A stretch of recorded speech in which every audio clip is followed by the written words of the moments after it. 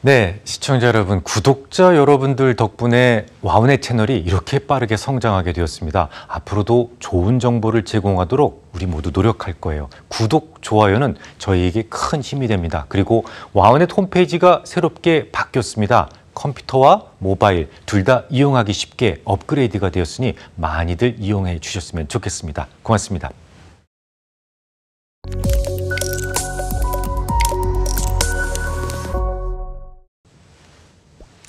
시청자 여러분, 한 주간 편안하셨습니까? 저는 다우 기준 5만 포인트 이상을 궁극적인 목표치로 가정하고 있습니다. 오늘은 그 이유를 설명드릴 생각입니다. 근데 그보다 앞서서 금리에 대해서 간단하게 언급하고 가겠습니다. 제가 주식을 처음 할 때까지만 하더라도 미국의 기준금리는 10%를 넘어서기도 했었어요. 당장 얼마 전 금융위기까지만 하더라도 연준 기준금리는 5%를 넘어섰었죠. 여기에서 자본주의에 심각한 적폐가 생깁니다. 바로 부의 상속이죠. 예를 들어서 금리가 10%인 시장에서 아버지가 아들에게 100억을 상속했다고 가정해 보겠습니다. 그의 아들은 연간 10억 원 정도 이자를 받겠죠. 그중 절반은 저축하고 절반만으로도 편하게 일 안 하고 행복하게 살 수 있습니다. 이 평생 일하지 않고도 먹고 살 수 있다는 얘기인데요. 그래서 금리를 없애기로 한 겁니다. 돈을 많이 찍어서 돈에 대한 보유 가치를 제로로 수렴하게 만들면 되니까요. 최근 금리가 다소 오르곤 있다지만 장기적으로 결국 금리는 제로를 향해서 수렴하게 될 겁니다. 그럼 오늘의 이야기를 시작하겠습니다. 이번 주 조 바이든 대통령은 1조 9천억 달러의 추가 부양책을 발표했죠. 그런데 시장의 반응은 미지근했습니다. 1조 9천억 달러라면 시장 예상치를 크게 상회하는 수준이었는데요. 그럼에도 시장의 반응이 떨떠름했던 이유가 뭘까요? 또 하나 궁금한 게 있는데요. 지난해 말 9천억 달러 부양책이 통과가 됐지 않습니까? 이거 잉크도 마르기 전인데 1조 9천억 달러를 더 추가해야 된다라고 주장한 이유가 무엇일까요? 일단 시장 예상치보다 많은 부양책이 발표됐음에도 불구하고 이 반응이 시원치 않았던 이유는 공화당은 물론이고 민주당은 일부에서도 반대하는 의견이 많기 때문에 이 실질적으로 통과가 어렵다라고 생각했기 때문일 겁니다. 이 추가 부양책에 반대하는 의원들은 주가가 많이 오르기도 했고 또 총 2조 8천억 달러에 달하는 슈퍼 부양책이 지금 과연 왜 필요하니? 라는 의구심이 생길 수도 있고요. 또 한 해 4조 달러씩 계속 늘어나고 있는 미국의 정부 부채도 부담이 되었을 겁니다. 물론 이에 대해서 신임 재무부 장관 자넷 옐런이 금리가 계속 낮아지고 있기 때문에 부채 부담은 오히려 감소하고 있다면서 지금 필요한 것은 더 큰 행동이다 라면서 의원들을 설득했습니다. 맞는 말이에요. 실제로 의회 예산국의 발표를 보면 올해 이자 비용은 2,900억 달러 정도로 예상하고 있습니다. 매년 4조 달러씩 채무가 급증하고 있었음에도 불구하고 작년에 3,329억 달러는 물론이고 재작년 3,754억 달러에 비해서도 점점 낮아지고 있어요. 그 이유는 이자 자체가 하락하고 있기 때문이었습니다. 최근 미 정부의 부채가 급증했던 이유는 코로나19로 인해서 정상적인 재정으로는 위기를 극복할 수 없었기 때문이었죠. 팬데믹 직전에 발표됐던 이 의회 예산국 CBO의 2020년 회계연도 재정적자 전망치가 1조 200억 달러로 책정되어 있었어요. 하지만 그의 재정적자는 코로나19로 인해서 3조 4,200억 달러나 추가로 집행되었죠. 이 말은 국민들로부터 거두어들인 세수에 비해서 3조 4,200억 달러를 더 많이 썼다는 말이 됩니다. 올해도 다르지 않아요. 예년에 비해서 훨씬 더 많은 적자를 예상하고 있는데요.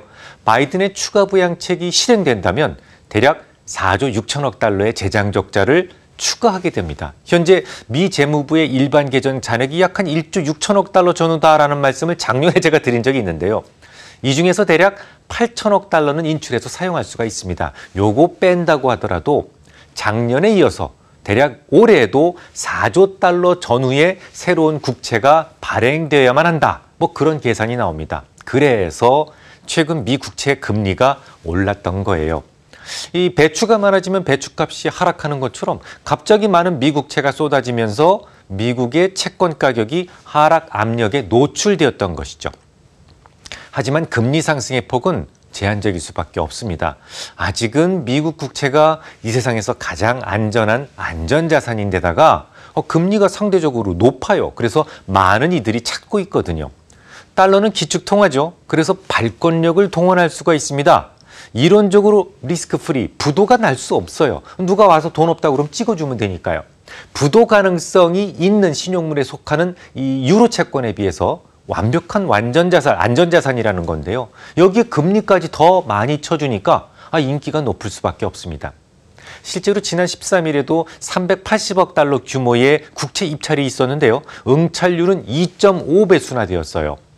전기 대비 30억 달러가 더 늘었음에도 불구하고 시장 금리보다 낮은 1.164%에 낙찰되었다는 것은 그만큼 미 국채에 대한 수요가 아주 탄탄하다는 것을 의미합니다. 그럼 다시 바이든의 부양책으로 돌아와 보죠. 1인당 1,400달러가 추가 지급이 된다는 것이 포함되어 있어요. 요건 지난 12월에 결정된 600달러는 미포함입니다. 결국 2,000달러씩 주겠다는 거예요. 이를 위해서 대략 4,650억 달러가 소요됩니다. 여기에 더해서 3월 말에 종료가 예정되어 있던 실업수당을 9월까지 연장하는 데 필요한 재원도 담고 있어요. 기존에 300달러 주기로 했던 걸 400달러로 상향 조정하자라는 건데 이것 때문에 대략 3,500억 달러가 배정이 됩니다. 그러니까 이 두 가지에만 전체 부양책의 절반을 쏟아붓겠다라는 거예요. 쉽게 말해서 지금까지 줬던 현금 따발을 한 번 더 준다는 겁니다. 이거 굉장히 중요한데요. 미국의 공식적인 실업률이 지난 12월에 6.7%로 집계됐죠. 하지만 이거 말도 안 되는 수치입니다. 스스로 구직 의사가 없는 사람들은 공식적인 실업자 통계에서 제외되거든요. 이 불황이 깊어져서 오랜 시간 동안 구직할 수 없었다면 그 구직자의 의사와 상관없이 적극적 구직 의사가 없는 사람으로 분류되고 실업률 통계에서는 빠지게 됩니다. 그냥 국가 경제 활동에서는 없는 사람으로 간주되는 거예요. 이 불합리한 제도라고 생각하시나요? 사실 우리나라는 그보다 더 심합니다. 이 실업률에 대한 조작이 얼마나 심각한지 어지간한 불황에도 심지어 지난 금융위기 때도 우리나라의 실업률이 5% 이상으로 오르는 경우를 찾아보기 힘들었죠. 이 5%라고 하는 실업률은요. 미국에서는 완전 고용된 상태의 시장, 그런 시장에 해당됩니다. 잘못된 제도니까 이거 고치는 게 맞습니다만은 누구든 이 땅에서 대통령이 되면 나 이후로 실업률이 급등했다는 말을 듣기 싫어서인 것 같아요. 어느 누구도 이 잘못된 실업률을 고치려 하지 않습니다. 무용지물이란 얘기예요. 아무튼 발표된 명목상의 실업률과는 달리 전체 노동인구의 약 16%인 2,680만 명이 실질적 실업 상태에 있습니다. 문제는 이 미국의 산업 구조가 소비 위주로 되어 있기 때문에 실업자들이 소비를 멈추게 된다면요. 미국은 물론이고 세계 경제가 멈추게 되는 겁니다. 그래서 공화당 의원들도 개인들에 대한 지원에는 굳이 반대하지 않아요. 다만 지방정부에 대한 전폭적 지원을 위해서 3,500억 달러를 쓰는 것이나 혹은 최저임금을 기존에 7달러 25센트였던 것을 15달러로 인상하자, 2배로 인상하자 이런 부분들에 대해서 반대하는 겁니다. 미국이 이미 과도한 재정적자 상태라는 것을 감안할 때 이 반드시 필요한 정책인지에 대한 의구심을 갖자라는 겁니다. 사실 최저시급을 2배씩 올리는 부분에 대해서는요. 이번 바이든 행정부가 재무장관으로 지명한 자넷 옐런도 반대할 가능성이 높습니다. 그녀가 어린 시절 그녀의 아버지는 이 부두 노동자들에게 단 2달러만 받고 집에서 진료를 해주었어요. 미국은 병원비 비싼 거 아시죠? 이런 모습을 보고 자란 그녀는 이 기초 노동자들에 대한 애착이 누구보다도 강합니다. 결국 좌파 계열의 경제인이 될 수밖에 없었고 노동경제학을 전공하게 되죠. 연준 의장 시절에 그녀가 주장했던 고압경제 이론도 결국 그녀의 부두 시절 소외되었던 노동자들에 대한 측은지심이 만든 이상이었을 겁니다. 시장의 초과 수요 상태, 그러니까 약간의 과열 환경을 조성해서 이 취약한 노동자들까지도 노동시장에 복귀할 수 있도록 이끌어내야만 한다. 이게 고압경제의 핵심이었으니까요. 이 취약한 노동자들에게 언제나 따뜻한 마음을 가졌던, 늘 갖고 있었던 그녀지만 과거 우리나라의 소득 주도 성장에 대해서는 요거 좀 주의가 필요합니다라는 충고를 한 적이 있어요. 너무 급하게 최저임금이 중위소득까지 가까워지게 되면 오히려 젊은이들과 저숙련 노동자들의 일자리를 줄이게 될 수 있다. 줄일 수밖에 없다라는 것이 이유였어요. 그녀의 마음이 변하지 않았다면 2배로 시급을 급격하게 올리자는 바이든의 생각에 동의하지 않을 수도 있습니다. 뿐만 아니라 이 주정부에 대한 지원 방안은 상원에서 60%의 동의가 필요한 사안인데요. 이 공화당의 표심을 얻는다는 것이 지금 당장 호락호락한 일은 아닙니다. 그럼 더욱 이해가 안 갑니다. 왜 굳이 통과될 가능성이 낮은 제안을 연초부터 했을까요? 이 조 바이든 당선자는 트럼프가 망가뜨려 놓은 국격을 바로 세우는데 모든 역량을 대통령이 된 이후 딱 열흘 동안 집중하겠다는 이른바 번개 작전을 발표하지 않았습니까? 게다가 9천억 달러 부양책, 아직 잉크도 마르지 않았고요. 그럼에도 불구하고 그가 서두르는 이유가 뭘까요? 물론 바이든 역시 트럼프처럼 자신의 인기를 위해 더 많은 돈을 쓰고 싶었을 수도 있습니다. 하지만 미국에는 이른바 책임연방예산위원회라는 것이 있어요. 이들이 하는 일은 새로운 재정계획을 세울 때 이것이 과연 적절한지 여부를 판단하는 역할을 합니다. 그들은 바이든의 슈퍼부양책에 대해 다음과 같이 말을 합니다. 9천억 달러 규모의 지원 법안이 막 통과됐는데 여기에 추가로 2조 달러가 필요하다고 말하는 건 시기상조라고 말하는 것이 당연하다. 하지만 분명한 것이 있는데 향후 추가 부양책은 반드시 필요하다라고 말이죠. 결국 책임연방예산위원회에서도 조 바이든이 주장한 1조 9천억 달러의 부양책은 필요하다라고 인정하고 있단 말이에요. 그 이유가 뭘까요? 첫 번째 이유는 바이러스 때문입니다. 당초에 이놈이 바이러스 때문에 뭔가 계획을 세우기가 어려워요. 이번 주에도 새롭게 변이된 바이러스로 인해서 또다시 유럽 주요 나라가 봉쇄를 강화하기 시작했죠. 미국 CDC에서는요. 오는 3월에 기존 바이러스 대비 1.7배 전파력이 강한 바이러스가 창궐할 수 있다고 주장합니다.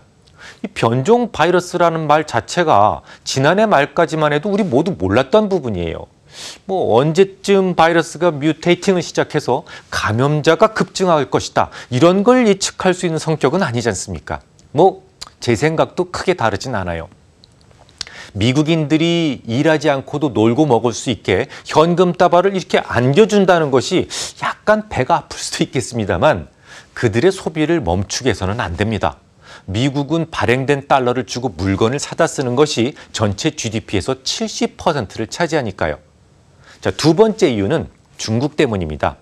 중국 국가통계국은 지난해 GDP 성장률이 2.3%로 잠정 집계됐다라고 지난 18일 날 밝혔는데요. 이로써 GDP 규모는 사상 처음으로 100조 위안을 돌파한 겁니다. 100조 위안이면 달러로 환산하면 대략 15조 4천억 달러 정도 되는데요. 작년 미국 GDP 추정치가 대략 20조 달러를 조금 넘기기 때문에 거의 70% 수준까지 따라잡힌 겁니다.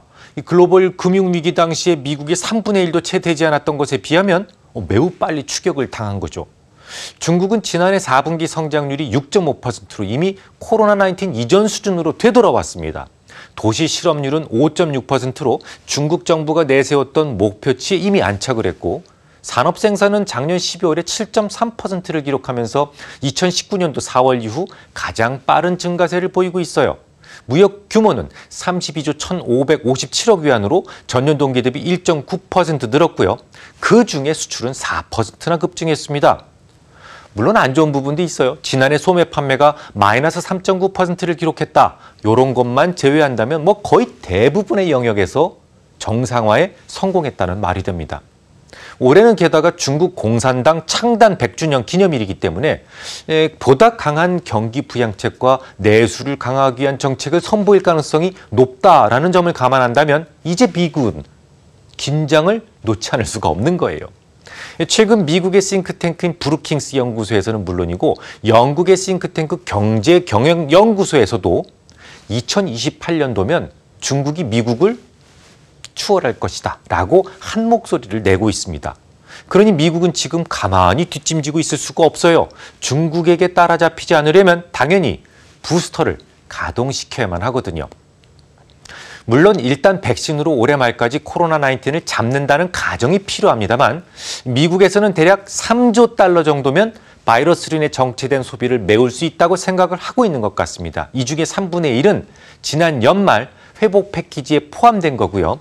조 바이든 행정부가 나머지 3분의 2 부분을 채운 겁니다.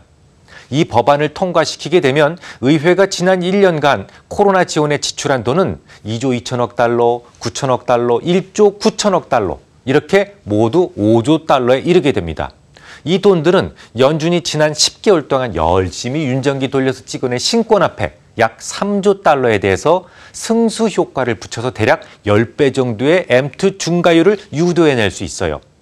엄청난 돈들이 쏟아져 나온다는 거고 그것으로 인해 증시는 지금까지 그랬던 것처럼 도도하게 오를 수가 있다는 말이죠. 그럼 여기서 궁금해집니다. 예정된 돈들이 모두 집행된다고 가정할 때 궁극적으로 어디까지 증시가 오를 수 있을까요? 과거 2007년도 연준 자산은 8,900억 달러에 불과했습니다. 1조 달러도 안 됐어요. 당시 최고치는 대략 다우지수로 13,000포인트였습니다. 그러다가 금융위기가 빵 터졌고 연준은 자산을 무려 4조 5천억 달러까지 5배로 늘렸습니다. 대략 새 돈을 3조 6천억 달러나 만들어낸 건데요. 이 돈으로 도달한 최고치는 28,000포인트 정도였습니다. 돈을 5배를 찍어냈는데 주가는 2배밖에 오르지 않았어요. 그 이유는 찍어낸 달러가 미국 내에서만 쓰이지 않았기 때문입니다. 하지만 아시다시피 주가가 오르다가 바이러스 사태가 터졌잖아요. 그래서 28,000포인트가 도달 가능한 최대치라고 보기는 어렵습니다. 저는 훨씬 더 높은 수준에 도달할 것으로 보고 있지만 그냥 우리 보수적으로 3만 포인트라고 가정을 한다면 3조 6천억 달러로 다우지수를 대략 17,000포인트 정도 상승시켰다라고 볼 수 있어요.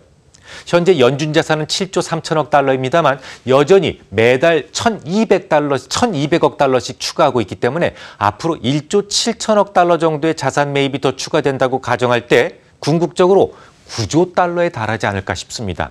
3조 6천억 달러가 17,000포인트를 끌어올렸다면 4조 5천억 달러라면 한 2만 포인트 이상 끌어올릴 수 있지 않을까요? 물론 얼마나 많은 돈들이 해외로 나가느냐의 차이가 정확하게 반영돼야 되고 채권과 주식의 상대적 가치에 영향을 주는 금리도 비교해야만 합니다. 그 외에도 몇 차례 우여곡절이 왜 없겠습니까만 어림잡아도 이번 유동성장의 고점은 다우지수 기준 최소 5만 포인트 언저리는 되어야 하지 않을까 싶습니다. 정리해 보겠습니다. 미국 정부는 추가로 2조 8천억 달러 수준의 최종적인 부양책을 제시했어요. 아직은 공화당의 반대로 통과될 수 있을지 여부가 불투명합니다만 9천억 달러를 집행하는 동안 충분히 시간을 두고 토의할 수는 있을 겁니다. 만약 통과된다면요, 바이러스 통제 전까지 미국의 실업자들에게 브릿지를 제공할 수 있어요. 물론 바이러스 통제가 9월 말까지 성공적이어야만 한다는 전제가 필요합니다. 이를 위해 바이든은 의회가 1,600억 달러 규모의 국가 백신 접종 프로그램을 제공할 것을 촉구합니다. 백신으로 9월 이내에 집단 면역에 도달하고 그동안 필요한 재원을 단기간에 집중시켜서 미국을 재건시킨다는 취지죠. 올해 주가 향방은 결국 바이러스를 통제할 수 있는지 여부 그리고 1조 9천억 달러 규모의 추가 부양책이 통과될 수 있을지 여부에 따라 결정될 것으로 보입니다만 다소의 굴곡은 있을지언정 결국 증시는 다우지수 기준으로 5만 포인트까지는 열어두셔야 될 것 같습니다. 다음 주에 뵙겠습니다.